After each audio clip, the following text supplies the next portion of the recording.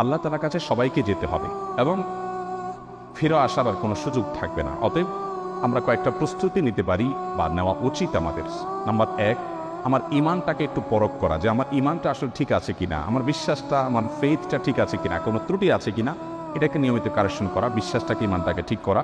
Number 2, ভালো কাজ দিয়ে গোটা জীবনকে সাজাবার চেষ্টা করা, যে আমার প্রতিটি কাজ হয় ভালো নয় মন্দ, হয় নেকামল হিসাবে গণ্য হবে না বদামল হিসাবে গণ্য হবে। মিজানের পাল্লাতে দুইটা অপশন আছে, থার্ড কোনো অপশন নাই। আমি যেটাই করি না কেন আমার প্রতিটি মুহূর্ত হয় আমার ভালো কাজে গণ্য হবে আর না মন্দ কাজে গণ্য হবে।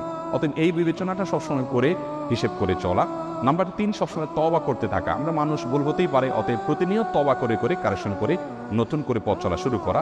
নাম্বার 4, মৃত্যুর স্মরণটা বেশি বেশি করে করা। যত বেশি মৃত্যুর স্মরণ, মৃত্যু নিয়ে ভাবতে পারবো, বিশেষ করে কবরস্থানে যাওয়া। মাঝে মধ্যে কোনো মানুষ মারা যায়নি, তারপর আপনি কবরস্থানে চলে গেলেন,